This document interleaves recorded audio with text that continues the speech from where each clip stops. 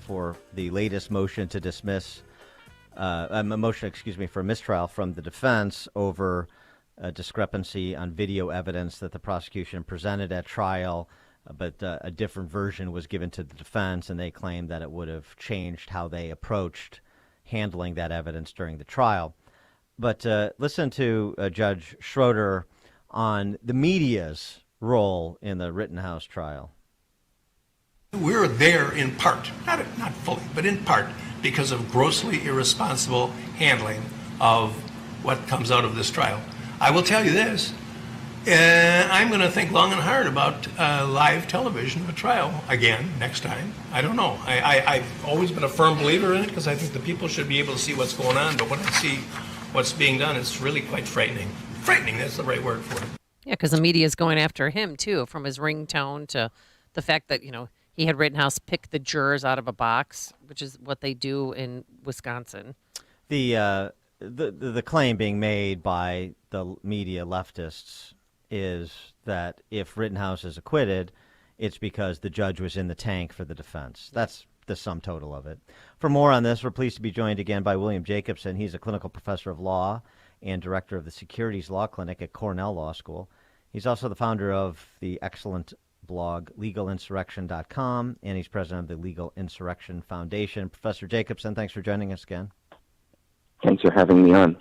What about what Judge Schroeder had to say about, he didn't get into too much detail, you have, the media's role in how the public understands this trial?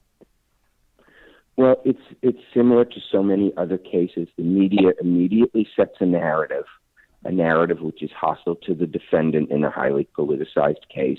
Happened in the George Zimmerman case, has happened in multiple cases, and you can't get rid of that narrative. So the narrative is Kyle Rittenhouse is a militia member who crossed state lines with a weapon to shoot peaceful protesters.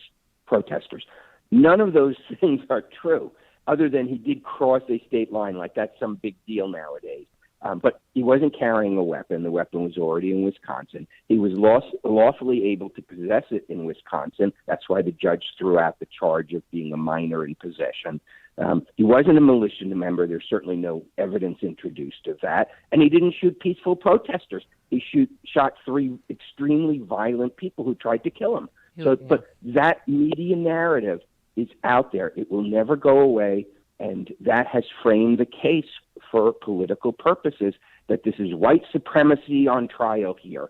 So you have Black Lives Matter protesters out there claiming racism for a white kid who shot 3 white people. Has nothing to do with race, yet that's what it's turned into. And because of that, this has become a cause célèbre for the left, that this kid needs to be convicted. And the facts, though, show that it was clearly self-defense. I don't know what's taking the jury so long.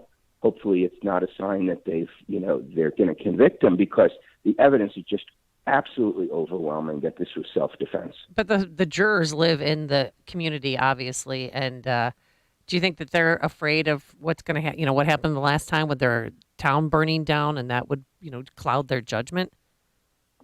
Well, they might deny it, but I think it's hanging over. It's hanging over just like it was in the prosecution of Derek Chauvin, where there were, armed troops surrounding the courthouse. How can that not influence a juror? Where there was, in the George Floyd case, a congresswoman calling for riots and protests if there's a not guilty verdict. And the same thing is happening here. At least I don't believe any, congressmen have made that claim.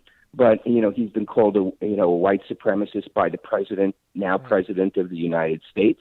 So this has to be hanging on the jurors, that they know if there's a not guilty. They come to court.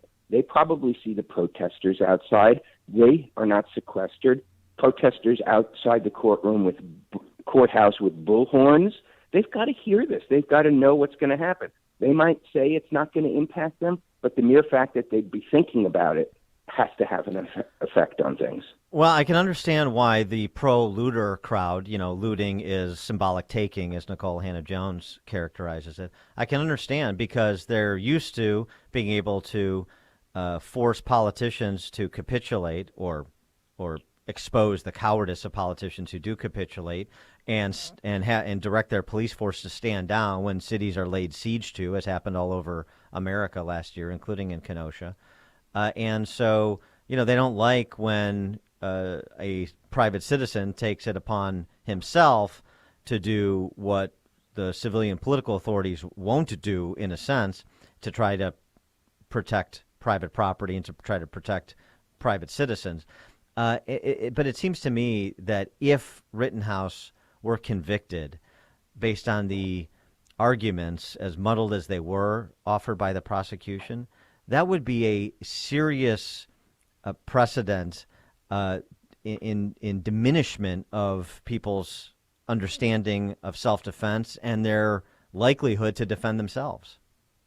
I think that's absolutely true. If you can't defend yourself when someone's beating you in the head with a skateboard, if you can't defend yourself when they're running at you while you're on the ground and they lower their Glock pistol towards your head from 3 feet away, if you can't defend yourself when someone who's already that night threatened to kill you if he caught you alone and is now reaching for your gun, if you can't defend yourself in those circumstances and the full weight of the state and the full weight of the media is going to come down on you, then we are in a really bad place. And I think that's why the left and the media, which are one and the same, have focused so heavily on this. They do not want people to be able to defend themselves. They want to defund the police.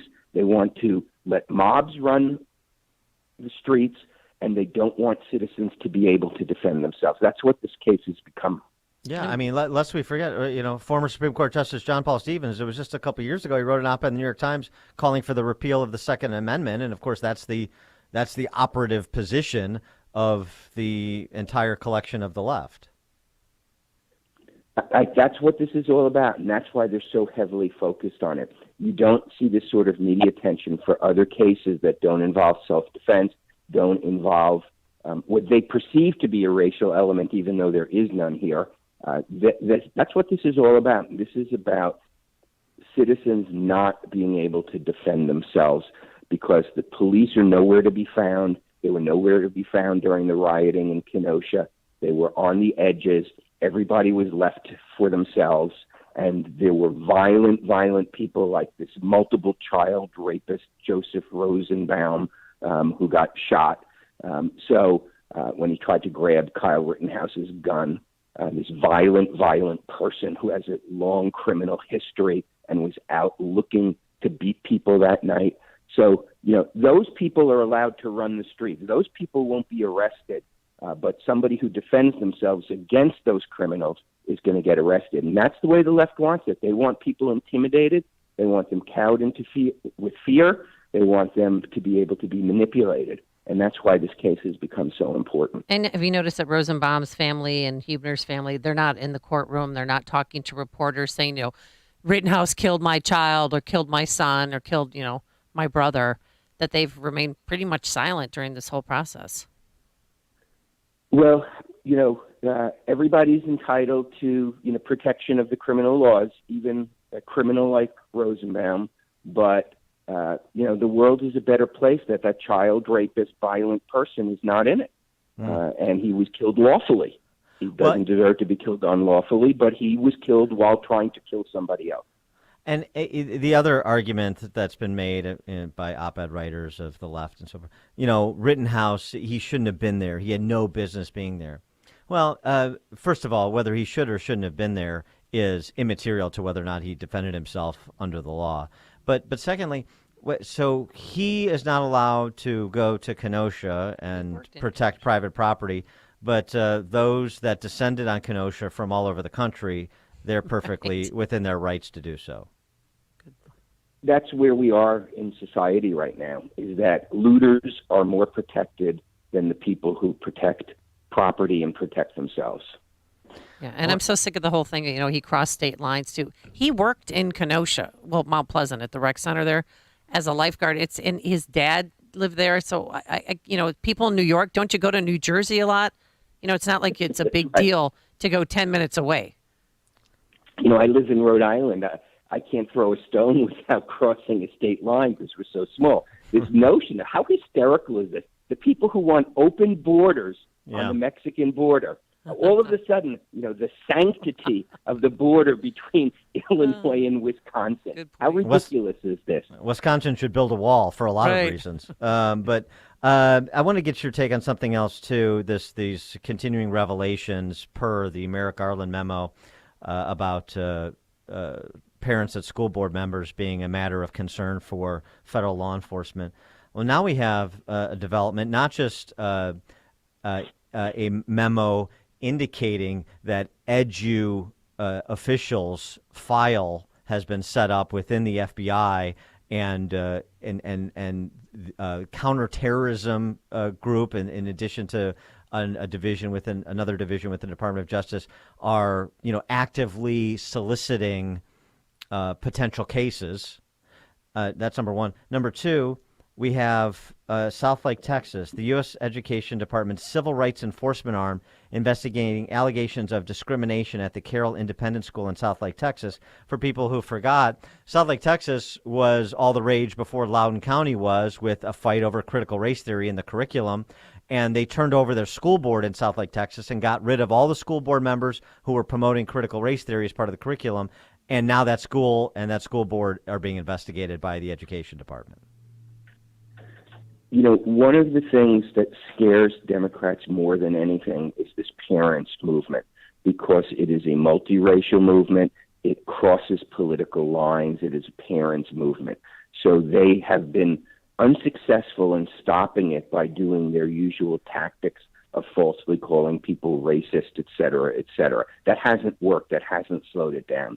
So now they have brought in the heavy artillery. They're trying to designate this movement as domestic terrorists. That's the term that the National School Board Association used to in their letter to the FBI. The FBI jumped on it within 4 days, which almost certainly means it was pre-planned. Nobody moves that quickly. It just doesn't happen. Somebody writes a letter to the FBI or to the Department of Justice, and all of a sudden the FBI is on the case. That doesn't happen, particularly where there's been no actual violence. What we're talking about are, the sort of unfortunate threats that happen whenever anybody enters the political realm. But there's been no violence at these school boards. The only violence that's happened is occasionally someone will get upset when their microphone is cut off or something like that, and they're usually just escorted out by local police. There's no need for the federal government to be involved other than to intimidate people. And that's exactly what Merrick Garland, who should resign. He's unfit to be Attorney General. Thank God he's not on the Supreme Court. He needs to resign because he has been a participant in the use of the FBI and the Department of Justice for political intimidation. Everybody knows it. He is Professor William Jacobson, clinical professor of law and director of the Securities Law Clinic at Cornell Law School, founder of LegalInsurrection.com and president of the Legal Insurrection Foundation. Professor Jacobson, thanks again for joining us. Great. Thanks for having me. Thank you. And he joined us on our turnkey.pro answer line. Listen to podcasts of Dan and Amy from the AM 560 mobile app. Download it today at 560theanswer.com.